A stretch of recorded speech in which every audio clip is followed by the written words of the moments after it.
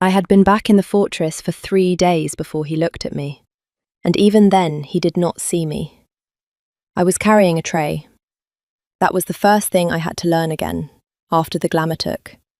How to hold a tray with a baby on my hip and not let the ale slosh, and not let the baby fuss, and not let my voice slip when one of the warriors at the lower table asked me where I was from. "The Hollows," I told them. "North Road. My husband died in the winter sickness." They did not press. Widows with babies were common enough in the lower hall, and the glamour had made me plain in a way that even I did not recognise when I caught my reflection in the kettles. Dark hair turned dun, the line of my jaw softened, the green of my eyes muddied to brown. I looked like nothing.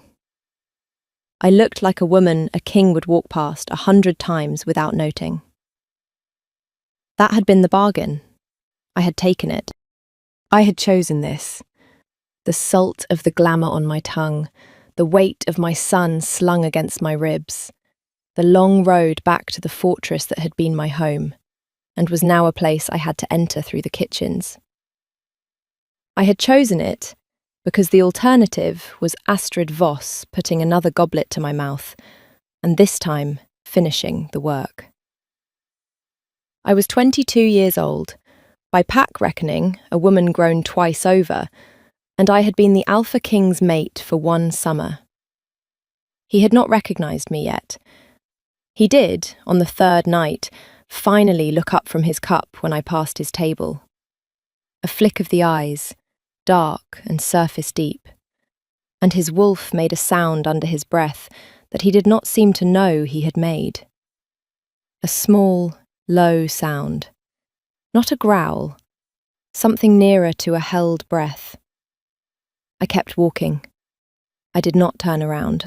Behind me, the great hall went on with its noise, the warriors arguing, the hounds working at bones under the long tables, the fire crackling in the open hearth, and the Alpha King of the Iron Territories sat on his wolf throne and did not look up again. But he had heard me. His wolf had. I went to the alcove behind the wine racks and stood with my back to the stones and breathed until the shake in my hands went still. My son made a soft noise against my collarbone, and I shifted him without looking, the way I had been doing for 9 months now, without looking because my hands had memorised him before my eyes had stopped being afraid. His name was Bran. I had named him in the cottage at the edge of the hollows, by myself, with no witness and no Luna's silver bowl. He had Roderick's gold eyes. The glamour had not been able to touch that, because the glamour was bound to me, not to him. And so my son walked through the lower hall of his father's court with the eyes of the wolf throne, and no one had thought to look. I had counted on that. I had also counted on something else. I had counted on my voice. The witch in the hollow had warned me. "Everything else can be hidden," she had said. "But a man who has loved a woman knows her voice the way a wolf knows his own name. If you speak in his hearing, the glamour will hold only until his wolf decides it will not." So I did not speak in his hearing. For 3 days I did not. On the 4th day, the boy slipped in the upper corridor, and the tray went, and I caught it with one hand, and Bran with the other, and said, low and without thinking, "Easy, love." Not to the Alpha King, to my son.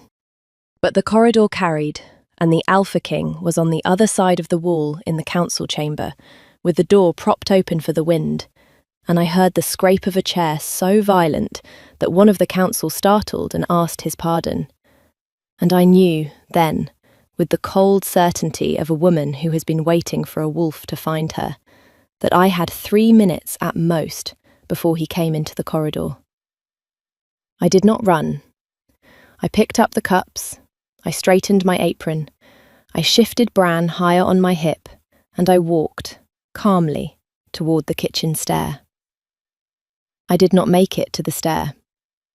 He came out of the council chamber, with his shoulders set wrong, and his hands in fists, and his eyes, gold eyes, the same as my son's, which my son did not yet have the wit to understand mattered, moving over the corridor with a hunger so naked I almost looked away out of pity. Then he saw me.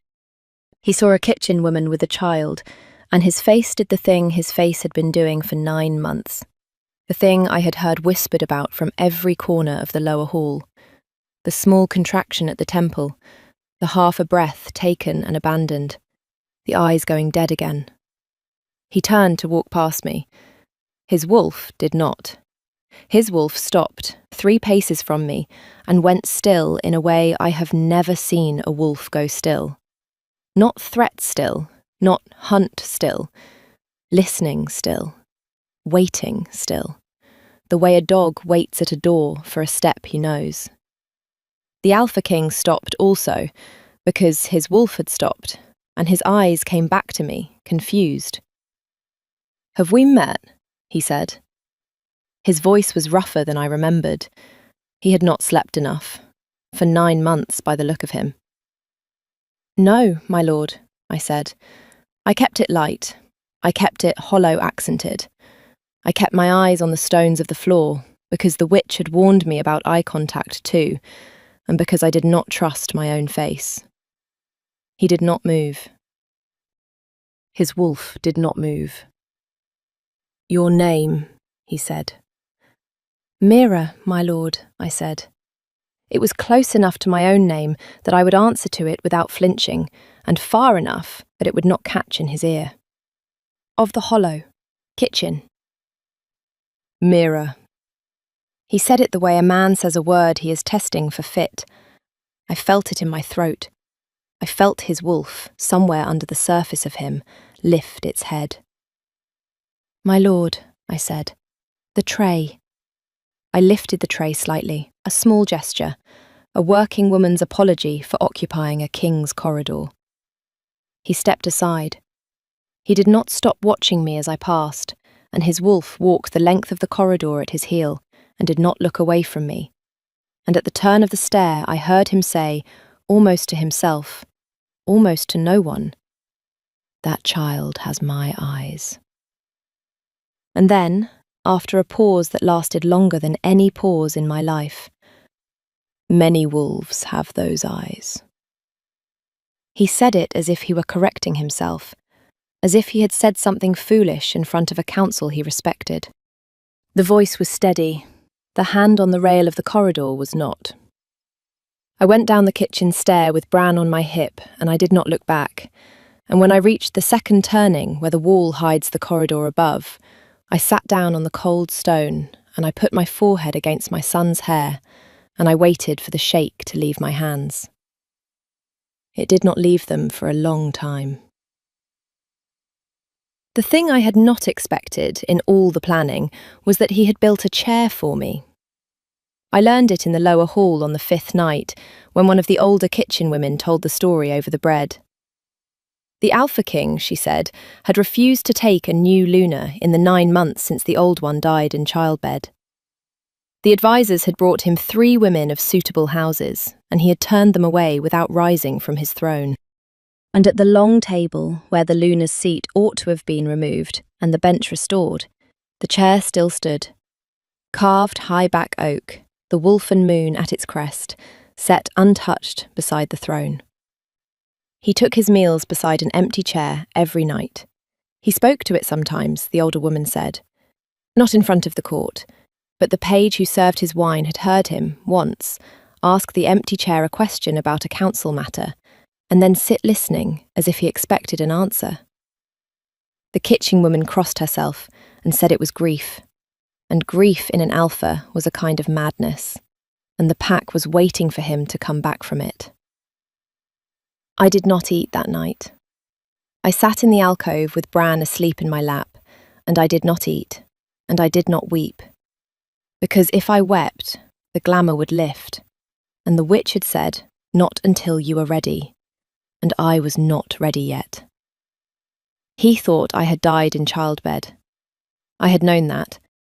Astrid Voss had wanted me to know it, before she put the cup to my mouth. "They will tell him you and the child are both dead," she had said, "and the king will mourn, and the king will be more powerful for the mourning. And in a year, he will look at me and see a woman who has waited. You will live the rest of your life in the hollow, kitchen woman, and you will not say a word, because the moment you do, my brother in the council will come for the child." I had nodded. I had drunk what she gave me, which she had not known was not the cup she thought she was giving me, because the night cook had loved me, and the night cook had switched the bottles, and the next morning I had been on the road north, with my belly full of my son, and a glamour charm folded into the hem of my cloak. I had assumed he would grieve. I had not assumed he would build me a chair. I sat in the alcove and I looked at the wall and I thought, he is sitting at his table right now, talking to the place where I should be sitting. And I thought, very quietly, because thinking it any louder would have undone me, he loves me. I had not known. I had hoped. I had been his mate for one summer, and I had been 21 years old, and he had been a king who did not say things, and I had hoped, and I had not known. I knew now. I want to ask you something, if you have stayed with me this far. I want to ask you what you would have done. If you have ever loved someone who did not say it, and then you went away, and then you came back, and you found out, by accident, by kitchen gossip, that the silence had not been the absence of love, but the shape of it. Tell me in the comments. I'm still working it out. If her side of the story is the one you came here for, stay with me. What happens next is the part I'm still not sure I survived. I made a decision in the alcove that night. I made it without crying, because if I cried, the glamour would lift, and I was not ready yet for what came after the lifting. I decided I would speak to him. Not to reveal myself, not yet. The witch had said the glamour would hold only until his wolf decided otherwise, and his wolf had decided otherwise the moment I said, "Easy, love in the upper corridor." And so I had perhaps days, perhaps less, before he came looking for me with the question already half answered in his own throat. Before that happened, I needed to know one thing. I needed to know what he would do if he found me. I needed to know whether he would believe me, because I had no proof. Astrid Voss had been clever. The night cook was dead by now. Winter sickness, the same lie I had used about the husband I never had. The bottles were gone. The midwife who had taken Bran out of me in the hollow had no standing in this court. I had a child with the Alpha King's eyes, and a glamour the king's own witches would unravel, and a story that sounded, even to me, like the kind of story a kitchen woman with ambition might invent. If he looked at me when I told him, and his eyes went hard, I would lose Bran by sundown. So I needed to know him again first. The man, not the legend. The grief, not the throne. I needed to see him in a room where he did not know I was watching. I went to the library. It was the third bell after midnight, and the library was empty except for him. He was there because, of course he was there. The kitchen woman had told me 3 days ago that the king did not sleep, that he walked the library after the council retired and the candles guttered low, and that no one was permitted in the library after the third bell except the king. I went anyway.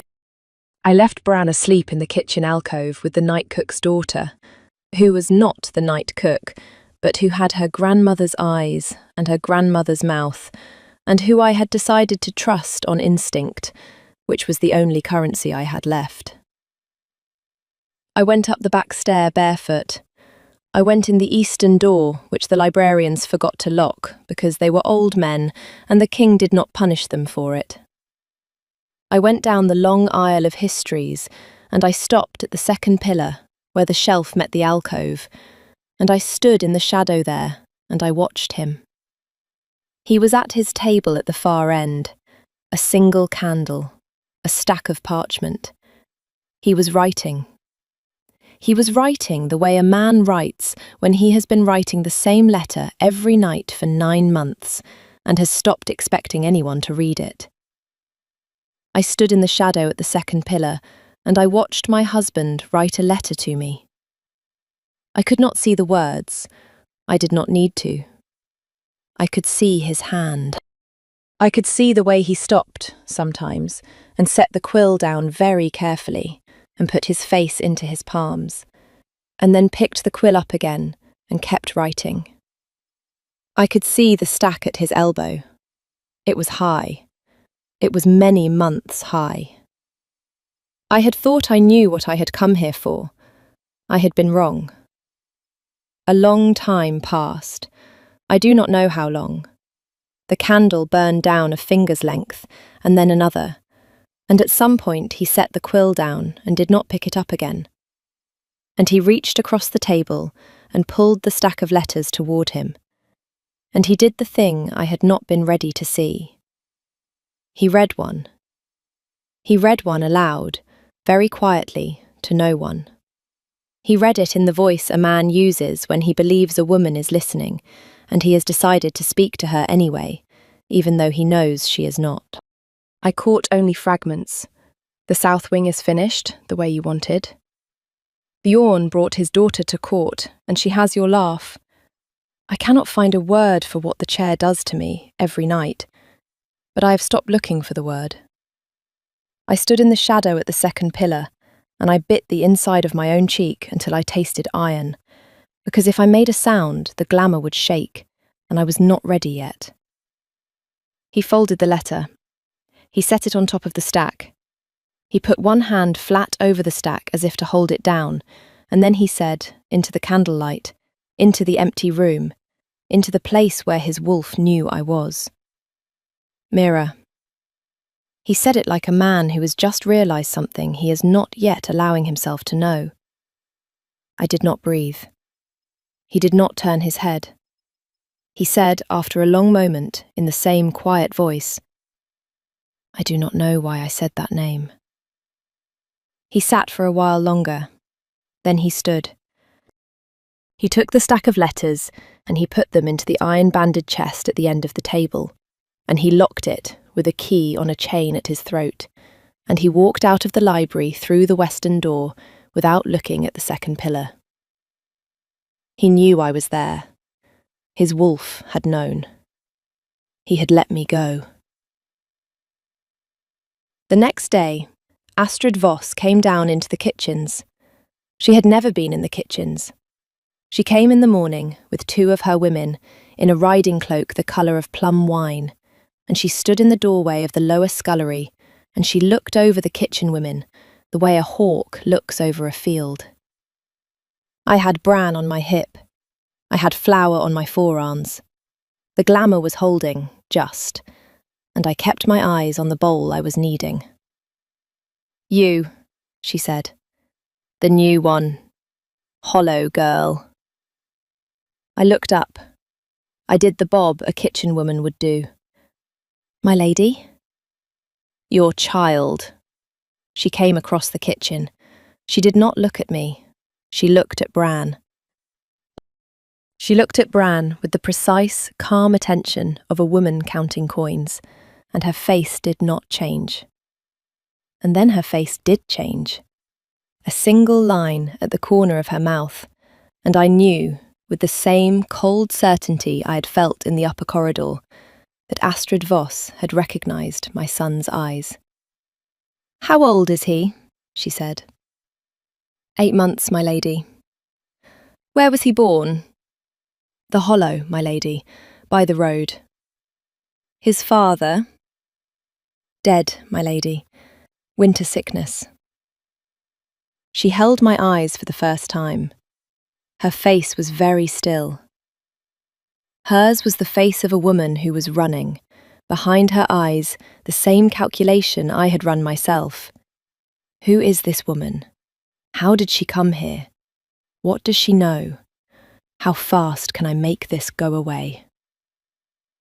You will bring the child to my chambers, she said, this evening, After the bell. I find I have an interest in him. A widow's son with good eyes is a useful thing in a court. I bobbed again. I did not answer. She turned at the door, and she said, over her shoulder, in a voice loud enough that the other kitchen women heard, "And bring the child himself, kitchen woman. Not a kitchen girl with the child. You." She left. The kitchen women did not look at me. I knew what would happen if I went to her chambers with Bran. I knew what would happen if I did not. I stood with my hands in the bread dough and I thought, very clearly, the time is now. You came here to choose the moment. The moment has chosen you.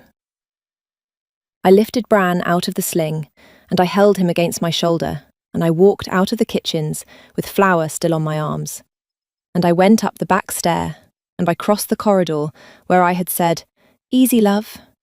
And I went into the great hall through the side door the council used. And I walked the length of the great hall in front of the long tables and the warriors and the hounds and the hearth. And I stopped 6 paces from the wolf throne. The hall went quiet around me, like water going still. Roderick Vald looked up. He saw a kitchen woman with a child in her arms. He started to rise, to dismiss me, to have me removed, I do not know. And then his wolf saw me first. And his wolf came forward in him, the way a wolf comes forward when its mate walks into a room. And he sat back down very slowly. I lifted my chin. "My lord," I said. I said it in my own voice, not the hollow voice, mine. The glamour fought me. I had thought it would yield. I had thought it was a cloak I could let fall. It was not. It was rooted into the salt under my tongue, and the warding at my hairline, and the binding at my wrists. And it resisted. It pulled cold up through my bones, frost on the skin of my forearms where the flower was, my breath going to mist in a hall where the hearth was roaring 3 paces away. And I held my son tighter, and I said it again, louder, in my voice, the voice he had heard in his bed in the summer when I was 21 and not yet a mother, and not yet anyone's lie. "My lord, look at me." The frost went up my throat. I felt my hair give first, the dun draining out of it, the dark coming back in a slow line from the roots, and then the line of my jaw, and then my eyes, and Roderick Vald's hand on the arm of the wolf throne went white at the knuckles, and the warrior at the nearest table dropped his cup, and someone, somewhere down the hall, said a word that I think was a prayer. He did not speak. He stood. He came down off the dais in 3 strides and stopped 2 paces from me, the way his wolf had stopped in the corridor, and he looked at me, at my face, at my throat, at the child in my arms, with his own gold eyes blinking up at the firelight. And he made the sound he had made in the corridor on the 3rd night.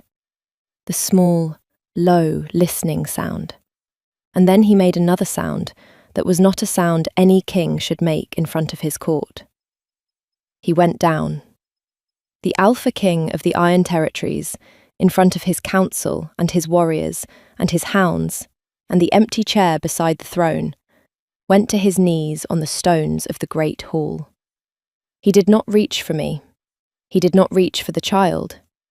He put one hand on the stones in front of him, and he bent his head, and he said, in a voice that had carried armies, in a voice rough as winter bark, in a voice loud enough that every wolf in the hall heard him. "Forgive me. I did not know." I had practiced what I would say. I had practiced it for 9 months. I had practiced it in the cottage in the hollow, and on the long road back, and in the kitchen alcove with Bran asleep on my chest. And I had a list. What Astrid Voss had done, what the physician had done, what the cup had been, who had switched the bottles, where the letters from the witch were, the name of the midwife, the date of my son's birth. and I opened my mouth to begin the list, and what came out instead was 3 words. I carried him. The Alpha King made the sound again. I carried your heir for 9 months, and you did not recognize my voice. I did not say it with anger. I did not have the room for anger. I said it the way you say a thing that has been sitting under your tongue for 9 months and finally has somewhere to go. He looked up at me. His eyes were wet. I had never seen them wet. Not in the summer. Not on the morning Astrid had come into our chambers with the cup. Not in any tale told about him. I knew your voice, he said. I have been writing to it for 9 months. I knew it last night. I knew it in the corridor. He stopped. He shook his head. I did not let myself know. It was the most honest sentence I had ever heard him say. I knelt down in front of him with Bran in my arms, on the stones of the great hall, and I put our son into his hands. He took him the way a man takes something he has been preparing to lose forever, and is now being asked to keep. He did not weep where the court could see. He held our son, and he looked at me over our son's head, and he said quietly, only to me, Mirror, mirror. I let myself, finally, lean my forehead against his. The kiss was nothing, a breath, less than a breath, the press of his mouth to my temple, the way a man seals a vow he cannot speak aloud. And what broke open inside me had nothing to do with the kiss, and everything to do with the fact that I had come home, in front of a court that had buried me, and the man who had been writing me letters every night had not, in the end, needed proof. He had needed only my voice. Astrid Voss was at the back of the hall. I had not seen her come in. She had come in to watch a kitchen woman be humiliated, and she had walked into the moment of her own undoing. And Roderick, without taking his eyes off our son, said one word. Hold her. 2 of his warriors had already moved. They had moved before he spoke. They had been his men in the summer when I was Luna, and they were his men now. And Astrid Voss did not run, because running would have made it worse, and she stood very still with her chin up while they took her by the arms. Roderick looked at her then. The look on his face was not a king's look. It was a wolf's. You will speak, he said, in the council chamber, in front of the High Witch, every word of what you did. You will name the physician. You will name your brother. You will name every hand that took coin from yours. And when you are finished, you will be sent north of the hollow, beyond the binding stones, and your name will be struck from the rolls of every house that ever sheltered you. And if any wolf of my pack ever speaks your name again in my hearing, I will take their tongue for it. She did not answer. There was nothing to answer. They took her out through the council door, and the hall stayed quiet for a long moment.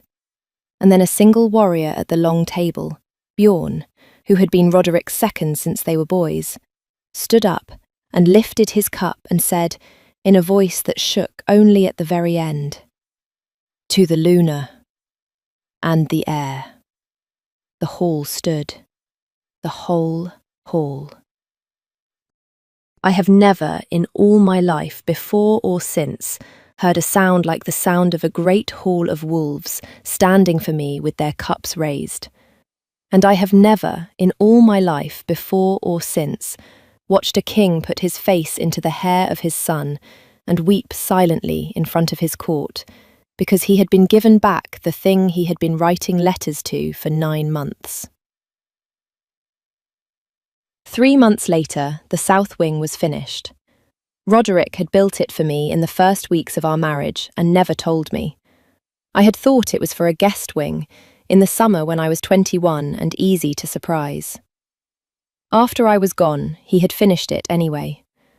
The windows faced east. The library at the end of the corridor had my favourite books on the lower shelves, where I could reach them without standing on the rolling ladder I had always pretended to like.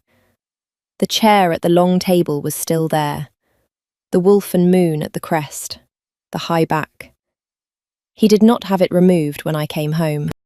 He had it polished and he had it set, and on the first night I sat in it, he reached across, without looking, and put his hand on mine.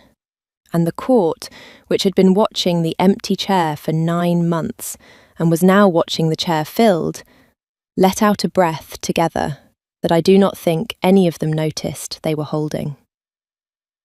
Bran sleeps on my shoulder as I tell you this.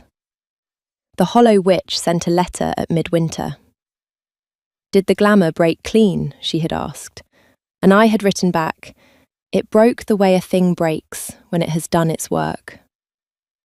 She had sent another letter a month later. Tell the child his mother was clever, she wrote. That is the only thing worth telling a son. I tell him. He does not understand yet. He will. Roderick does not write letters to an empty chair anymore. He writes them to me, in the south wing, on the nights when the council runs late and he comes in after I have gone to sleep.